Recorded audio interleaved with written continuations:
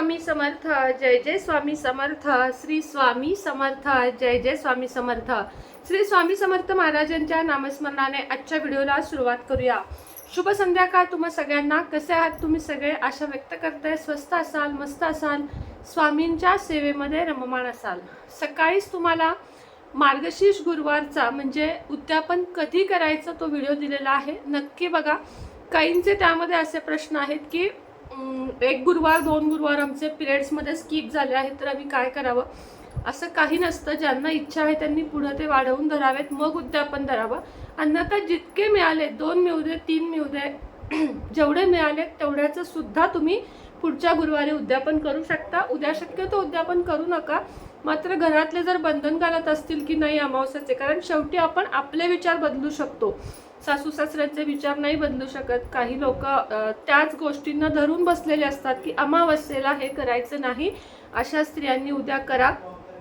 घरात या गोष्टीवरून काही होऊ नये अशासाठी तुम्हाला सांगते की तुम्ही नक्कीच करू शकता. म्हणजे उद्यासुद्धा करू शकता. केलं तरी काही आपलं वाईट होणार नाही आणि नाही केलं तरी वाईट होणार नाही आहे. चांगलं वाईट असं काहीच. लक्ष्मी उद्यापन केलं तरी नाराज होणार नाही आहे, पुढच्या गुरुवारी केलं तरी नाराज होणार नाहीये, आणि त्याच्या पुढच्या गुरुवारी केलं तरी नाराज होणार नाहीये. त्यामुळे मनात अशा शंका कुशंका आणू नका. ज्यांच्या घरातले मोठी लोक सांगतायत की तुम्ही उद्या करा, त्यांनी उद्या करा. आणि ज्यांना चालेल, जे ऐकतायत किंवा ज्या स्वतंत्र राहतात, ज्या सासू सासरे वगैरे नाही आहेत, अशांनी पुढच्या गुरुवारी करा. आणि ज्यांना अडचण असेल, पिरियड असेल, त्यांनी उद्या किंवा मग 18 तारखेच्या गुरुवारी शाकंभरी नवरात्राच्या पहिल्या दिवशी सुद्धा तुम्ही करू शकता. आता आजचा व्हिडिओला सुरुवात करूया. उद्या आहे गुरुवार, मार्गशीर्षातला 4था गुरुवार. अत्यंत महत्त्वाचा गुरुवार आहे. मार्गशीर्षातला 4था गुरुवार. आपण एका गुरुवारी लवंगाचा उपाय केला, एका गुरुवारी आपण वेलदोड्यांचा म्हणजे इलायचीचा उपाय केला. या गुरुवारी आपल्याला हळकुंड आणि केशराचा उपाय करायचा आहे. आता ज्यांच्याकडे केशर आहे त्यांनी केशराचा उपाय करा, आणि ज्यांच्याकडे हळकुंड आहे त्यांनी हळकुंडाचा उपाय करा. 2 उपाय सांगणार आहे. केशर सगळ्यांकडेच असेल असं नाही, मात्र हळकुंड म्हणजे हळदीच्या गाठी या सगळ्यांकडेच असतात. त्यामुळे मी 2 उपाय तुम्हाला सांगणार आहे. हळकुंडाचा जो उपाय आहे त्यामध्ये तुम्हाला काय करायचं आहे, 5 हळकुंड घ्यायचे आहेत. अखंड, तुटकी मुटकी शक्यतो घेऊ नका, अखंड हळकुंड घ्या. माता लक्ष्मीला आधी थोड्याशा अक्षता, त्याच्यावर ताम्हणात महालक्ष्मीला बसवा, त्यानं पाण्यानं अभिषेक घाला, श्रीसूक्त म्हणा किंवा ओम श्री महालक्ष्मी नमः किंवा श्री महालक्ष्मी नमः इतक्या साध्या मंत्राचा जप करत पंचामृत किंवा दुधाने आणि गुलाब जलाने अभिषेक उद्या घालायला विसरू नका. गुलाब अत्तर तुम्ही लक्ष्मीला लावा. मी वारंवार, काही जण म्हणत असतील, परत परत सांगते, पण मी तुमच्या फायद्यासाठीच सांगते की गुलाबाचं अत्तर माता लक्ष्मीला खूप आवडतं. मोगऱ्याचा गजरा माता लक्ष्मीला खूप आवडतो. थोडक्यात काय, सुगंध माता लक्ष्मीला खूप आवडतो. त्यामुळे तिला तुम्ही अत्तर लावा, छान असा मोगऱ्याचा गजरा वाहा, आणि त्यानंतर तुम्हाला तिच्या पुढे 5 हळकुंड एका पिवळ्या कपड्यामध्ये ठेवायचे आहेत. म्हणजे मार्गशीर्ष गुरुवारच्या पूजेच्या पुढे ठेवलीत तरी चालतील. पिवळ्या कपड्यात घालून 5 हळकुंड ठेवायचे आहेत.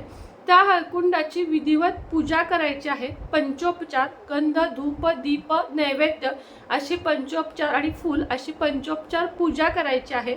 आणि ती हळकुंड त्यानंतर हातात घेऊन एकदा श्रीसूक्त म्हणायचं आहे.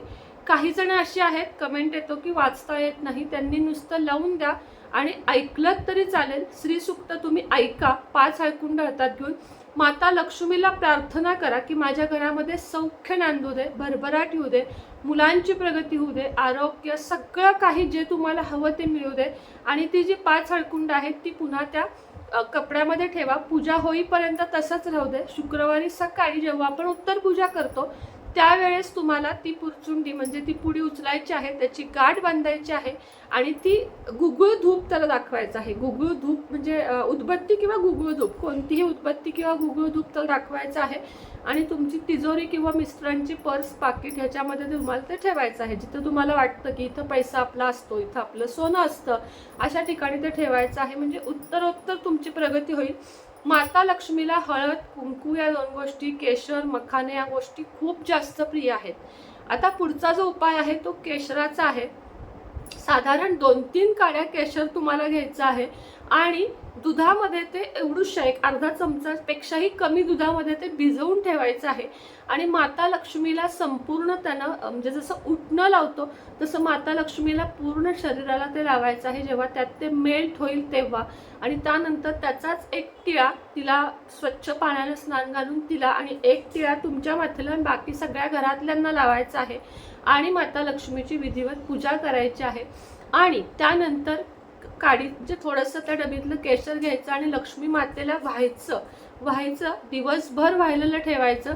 आणि संध्याकाळी ते केशर उचलून खिरीमध्ये घालायचं. शेवयांची खीर करू शकता किंवा मखाण्यांची खीर सुद्धा तुम्ही करू शकता. त्यामध्ये ते केशर घालायचं आणि ते केशरयुक्त जी खीर आहे ती सगळ्यांनी प्यायची. माता लक्ष्मीला दाखवून झाल्यानंतर माता लक्ष्मीचा अखंड वास आणि अखंड कृपा तुमच्यावर राहील. त्याचप्रमाणे अजून आपल्याला उद्या काय करायचं आहे तर श्री सुक्ताचं 16 वेळा पठण करायचं आहे. ज्यांना श्री सुक्त वाचता येत नाही त्यांनी ऐकलं तरी चालेल किंवा मराठीमधलं श्री सुक्त म्हटलं तरी चालेल. 16 वेळा म्हटल्यानंतर फलश्रुती म्हणायची आहे. भगवान विष्णूंना विसरायचं नाही. व्यंकटेश स्तोत्र किंवा विष्णू सहस्त्र नामावली तुम्हाला म्हणायचीच आहे. उद्या ज्यांच्याकडे लक्ष्मीची मूर्ती आहे किंवा श्रीयंत्र आहे त्यांनी कुमकुम अर्चन करायचं आहे. श्री महालक्ष्मी नमो नमः, श्री महालक्ष्मी नमो नमः असं म्हणत तुम्हाला 108 वेळा कुमकुम अर्चन करायचं आहे. मूर्तीला करा किंवा श्रीयंत्राला करा. दोन्ही नसेल तर चांदीच्या नाण्यावर केलं तरी चालेल. चांदीचं नाणंही नसेल तर सुपारीवर केलं तरी चालेल. उद्या अशा प्रकारे कुमकुम अर्चनची सेवा सुद्धा तुम्हाला करायची आहे. कमळगट्ट्याची माळ ज्यांच्याकडे नाहीये, उद्या शेवटचा गुरुवार आहे, कमळगट्ट्याची माळ घेऊन या आणि ती श्रीयंत्रावर छोट्या माळा पण मिळतात 29 काहीतरी 54च्या म्हणजे मण्यांच्या, त्या श्रीयंत्रावर ठेवा. खूप मोठी ठेवू नका. बऱ्याच जणांचे कमेंट येतात की भुंगा लागतो. ओलसर हात तुम्ही लावत असाल किंवा कुंकू हळद त्याला लावत असाल. माझ्या माळेला आता 5 वर्ष होतील. 2 माळा आहेत, एक श्रीयंत्रावरची आहे आणि एक मोठी आहे जप ज्याच्यावर मी करते. दोन्ही माळांना आज तागायत भुंगा कीड किंवा होल पडणं असं झालं नाही. एकच अट आहे, त्याला तुम्ही उघड्यावर ठेवू नका शक्यतो, म्हणजे जिथं ओलसरपणा असतो अशा ठिकाणी ठेवू नका. दुसरी गोष्ट म्हणजे ओला हात लावू नका. कुंकवामध्ये सुद्धा जर केमिकल असेल तर तसं कुंकू त्याला वाहू नका. अशी जर काळजी घेतलीत, लवंगामध्ये किंवा कापरामध्ये ती माळ एका डब्यात ठेवा. जी जपाची आहे ती श्रीयंत्रावरची ओपन राहिली तरी चालते. तुमच्या याला किडा लागणार नाही. आणि ज्यांच्या याला लागलाय त्यांनी ती माळ सरळ विसर्जन करा आणि नवीन आणा. एकदा का माळीला भुंगा किडा लागला की त्या माळेचा पुन्हा वापर करू नका. जाऊ देत पैसे, पुन्हा नवीन आणा. मात्र किडलेली माळ किंवा भंगलेली माळ वापरू नका. पुन्हा तोडा पुन्हा जोडा असं करू नका. त्याच्यामध्ये एक हे असतं म्हणजे पॉवर असते. आपण केलेल्या मंत्राची श्रीयंत्राची त्याच्यात जी पॉवर असते ती उतरून जाते जेव्हा त्याला किडा भुंगा लागतो. म्हणून अशा वेळेस सरळ नवीन माळ आणा आणि नवीन माळ पुन्हा एकदा तुम्ही वापरू शकता. नवीन माळ आणा. मित्र आणल्यावर त्याला काहीच म्हणजे तुपात वगैरे भिजवतात काही जण काय, पण मी काहीच केलं नव्हतं. आहे अशी माझ्याकडे आहे आणि त्याला आज सगळ्यात कधीही काही झालं नाही. नीट वापरा, नीट राहते. एखाद्या स्टीलच्या डब्यात घालून ठेवायची, जप करताना काढायची आणि तेवढ्यापुरती वापरून झाली की पुन्हा ठेवून टाकायची. बघा वापरून अशा पद्धतीनं, म्हणजे त्याला काहीच होणार नाही. आता उद्या हा 5 हळकुंडाचा केशराचा दोन्हीपैकी एक उपाय नक्की करा. महालक्ष्मी मंदिरात जाऊन या, गजरा व्हा, महालक्ष्मीची ओटी भरा उद्याच्या दिवशी. उद्या मी असणार आहे अक्कलकोटमध्ये. कोण कोण येणार आहात नक्की कमेंट बॉक्समध्ये सांगा. साधारण मी 12च्या टायमिंगला 11-12च्या टायमिंगला असेन. 12-1-2 पर्यंत तिथं मी असेन. कुणी येणार असाल तर जरूर भेटा. उद्या भेटूया अक्कलकोटला. श्री स्वामी समर्थ.